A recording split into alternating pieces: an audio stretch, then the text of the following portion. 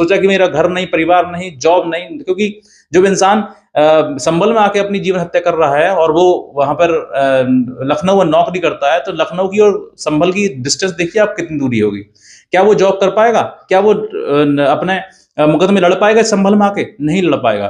तो कहीं ना कहीं ये चीजें इसीलिए करी जाती हैं कि ताकि वो टॉर्चर हो, टेम्परेचर उसका, उसको हाई से हाई टेम्परेचर दिया जाए ताकि वो उन सब चीजों को मनमानी कर सके जैसे वो महिला उसकी कह रही है। वरना 11 साल बाद एक बेटी होने के बाद कौन सा तुमसे दहेज मांगेगा साहब? दहेज नहीं मांगा जा रहा आपसे, दहेज तो एक बहाना है। बाकी आपसे जो 2 करोड़ की रकम ऐंठनी है, ये मेन उद्देश्य है। और यही आजकल महिलाओं का हो रहा है। अगर आप पति हैं और आपके मन में भी अगर ऐसे विचार आ रहे हैं ना, तो मैं कहता हूं आज ही इन विचारों को त्याग दीजिए, लड़िए, जीवन तुम्हारा है। और अगर इस जीवन को तुम यूं ही किसी महिला के बहकावे में आकर या किसी चीज के दबाव में आकर तुम खत्म कर लेते हो ना, ये एक बार तो अपनी माँ से भी तो पूछो, अपनी बहन से भी तो पूछो कि भाई मेरा मरने का मन कर रहा है, क्या तुम्हें वो आज्ञा देगी? क्या तुम्हें परमिशन देगी वो? तुम बेवकूफों वाले काम करते हो कि एक महिला की वजह से तुम अपना मरने का जीवन सोच लेते हो कि भाई मैं तो मतलब खत्म करूंगा, अपना जीवन समाप्त करूंगा।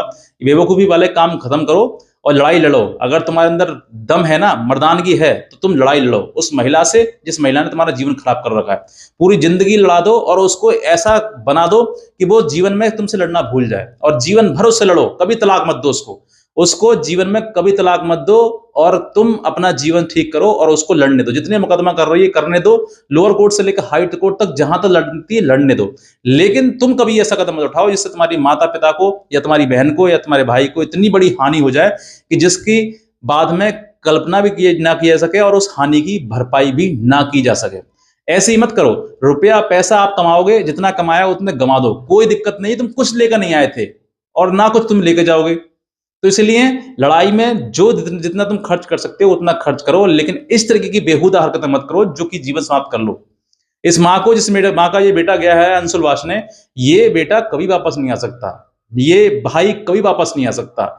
ये सिर्फ और सिर्फ इसके माता ही मना सकते हैं। तो ऐसी घटना आपको करनी ही क्यों है? इसके बाद सोचकर देखिए इनके परिजनों का क्या हाल हो रहा होगा, किस तरीके से बेचारे वो ब्लॉक कर रहे होंगे। क्या अपने बेटे को इसीलिए पढ़ाया लिखाया था, इसीलिए पढ़ा लिखा कर कामयाब बनाकर उसको मैनेजर बनाया था कि एक महिला आएगी और उसको आत्महत्या करवाने के लिए मजबूर कर देगी? ये सब प्रश्न जो है उस महिला से ही पूछे जाएं। वो तो घड़ियाली आंसू बहाएगी, थोड़ी देर रोएगी, हाय मेरा पति, हाय मेरा पति। वो नहीं बहाएगी, उसके ऊपर एफआईआर दर्ज है, वो भागी भागी फिर रही होगी वो। तो आप जो है इस तरह की घटनाएं मत करिए, गलतियां मत करिए। ये गलतियां, ये मुकदमे आज ना तो कल समय आने पर सब खत्म हो जाने हैं, लेकिन तुम्हारा जीवन चला गया, वापस नहीं आएगा। इस चीज के लिए बार बार मैं बोल रहा हूं आपसे लिए कि आप ऐसा कदम कभी ना उठाएं। कोई भी अगर आपको कानूनी सलाह लेनी है तो आप दिए हुए नंबर पर हमें संपर्क करिए।